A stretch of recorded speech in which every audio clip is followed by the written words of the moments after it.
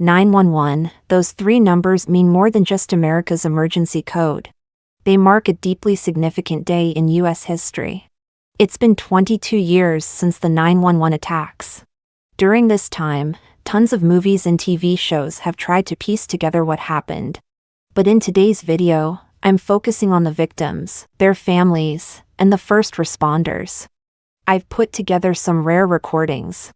These include conversations between planes and control centers, emergency calls from inside the World Trade Center, and voice messages people left for their families during those critical moments. Through these recordings, we'll see and hear from those who experienced this event firsthand. Let's go back to September 2001 and start today's story.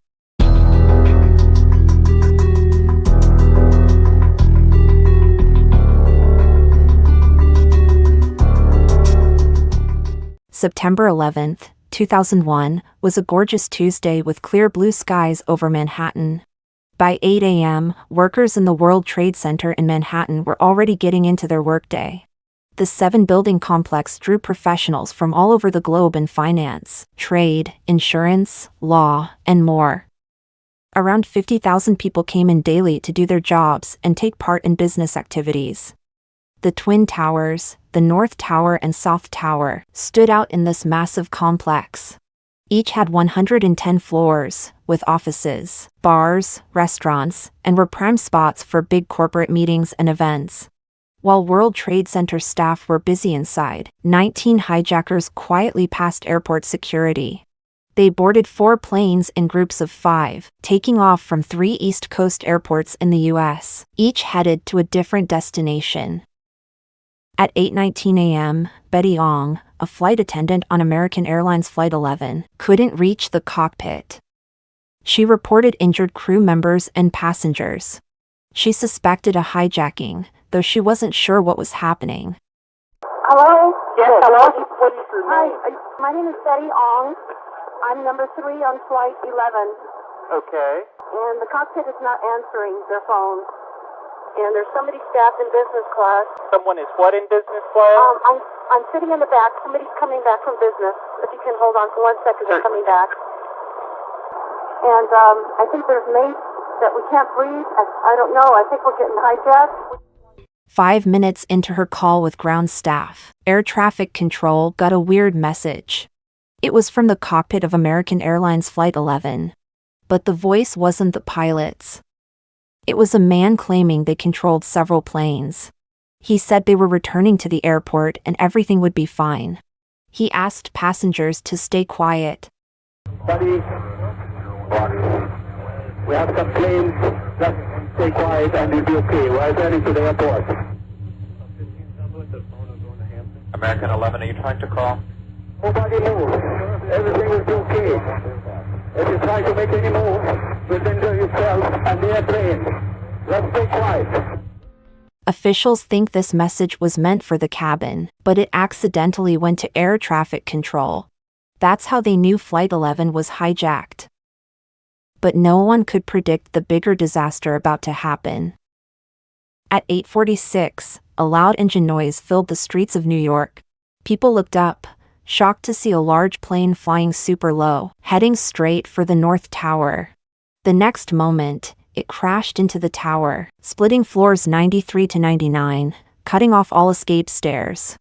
Those above the impact zone survived the blast but were trapped in heat and smoke. Meanwhile, people in the South Tower didn't grasp how serious it was. Most stayed at their desks, some even called family to say they were safe. Hey Mom, it's Brad. Just wanted to call and let you know, I'm sure that you heard that a plane crashed into World Trade Center 1. We're fine, we're in World Trade Center 2. I'm obviously alive and well over here, but obviously a pretty scary experience. I saw a guy fall out of probably the 91st story all the way down. So, you're welcome to give a call here. I think we'll be here all day, but give me a call back later. Love you. They didn't evacuate right away for 2 reasons. Some thought the North Tower crash was just an accident. Also, building security broadcasted that the South Tower was safe and told employees to stay put. Some people ignored advice and left the South Tower, while others went back to work as told. That decision turned fatal in minutes. At 8:59, Brian Sweeney, a passenger on United Airlines Flight 175, called his wife. She was in class and couldn't answer, so it went to voicemail. Message 1. Jules, this is Brian. Listen, on an airplane that's been hijacked, and things don't go well, it's not looking good. I just want you to know I absolutely love you. I want you to do good, so have a good time. Same to my parents and everybody. And I just totally love you, and I'll see you later. Hi, babe. Hope I call you. Brian said goodbye, not knowing it would be the last time.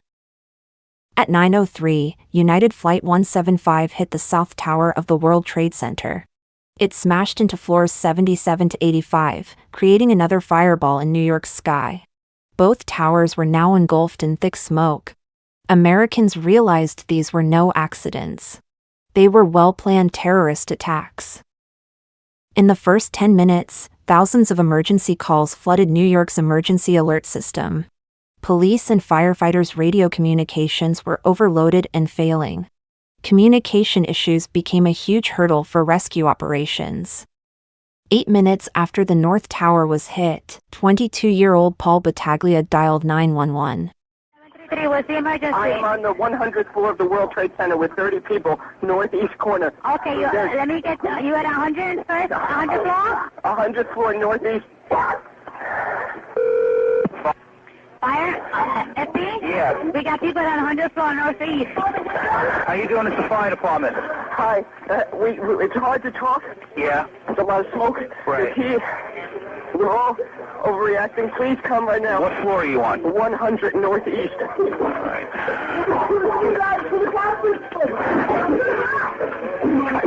Okay, so what's your phone number there? Sir, I'm on a cell phone. All right, no problem. We'll get to you. Please, immediately. They're on the way. Bye. The operator told him help was coming. But they didn't know escape routes above the 93rd floor were already cut off. Even with rescuers arriving, it was too late. James Gartenberg, on the 86th floor of the North Tower, was also trapped. Despite being 6 floors below the impact, debris had him and his colleagues pinned down. He called for help and left a voice message for his wife. Jill, there's a fire on my floor. I love you, Jill. I love you. I don't know if I'm going to be okay here. I love you so much. Just 4 days earlier, James had landed a better job. He was there to clean out his desk. He never expected a plane to hit his building. His wife was newly pregnant with their second child. A time of happiness turned into tragedy. Meanwhile, New York's police and firefighters rushed to the World Trade Center. Facing the smoking towers, they showed no fear. With communication severely hampered, firefighters still geared up and rushed into the buildings to save those trapped inside. Chief Oreo Palmer from Fire Department New York's Battalion 7 was one of them. He fixed a radio receiver and an elevator in the South Tower, reaching the 41st floor. Then, carrying heavy gear, he climbed to the 78th floor, 1 floor every 48 seconds. There, he fought the fire and guided survivors down the only escape route.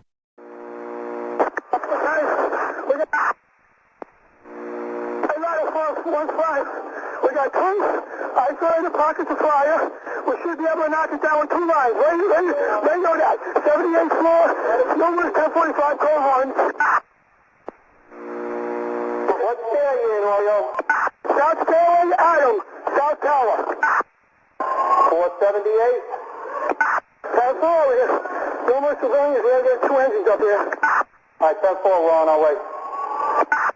While everyone in the towers was desperately trying to get out, firefighters were climbing up. They moved towards every cry for help, knowing they might not outrun time. At 9:54, Kevin Cosgrove on the 105th floor of the South Tower called 911. You can hear anger in his voice, but it's really a manifestation of his despair. Lady, there's 3 of us in this office. We're not ready to die, but it's getting bad. I understand, sir. They're transferring all the apparatus there. I'm trying to let them know where you are. Fire Department, 408. Let me talk to him. Where's the fire, sir? Hey, look, there's smoke right there, 105 All right, sit tight. We'll get to you as soon as we can. There's some staying up, and the smoke's really bad, man. It's barely leave. That's all we can do. Where are you? Where are you guys up to? We're getting there. Doesn't feel like it, man. I got young kids. I understand that, sir. We're on the way. Okay. Just try to hang it there. I'm going to say this to You're in an air-conditioned building. Okay, try to calm down so you can conserve your oxygen, okay? Try to. Thank God the blow you in from the west.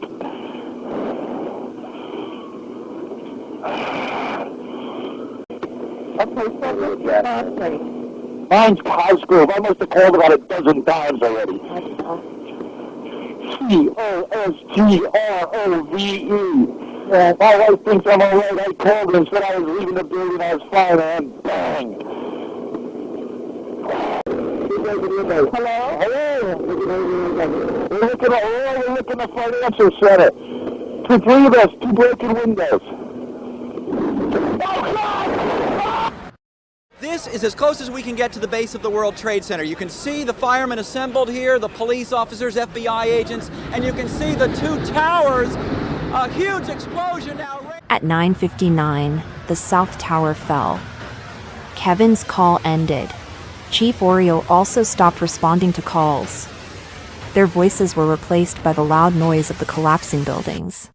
A wave of gray-white dust surged onto the streets, like a tsunami. Screams and cries filled the air. The World Trade Center area turned into a snowless white world. At 10:28, the North Tower collapsed. By midday on September 11, 2001, New York's proudest towers were 1 million tons of rubble. But the disaster was bigger than that. About half an hour after the South Tower was hit, at 9:37, a third plane struck the Pentagon. American Airlines Flight 77 created a huge hole, killing everyone on board and 125 people in the office. At 9:42, the FAA ordered all civilian planes to land. But United Airlines Flight 93 didn't respond.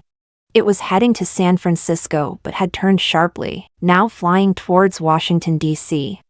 Unlike the other hijacked planes, its crew and passengers knew they weren't the only hijacked plane. They understood they were another target.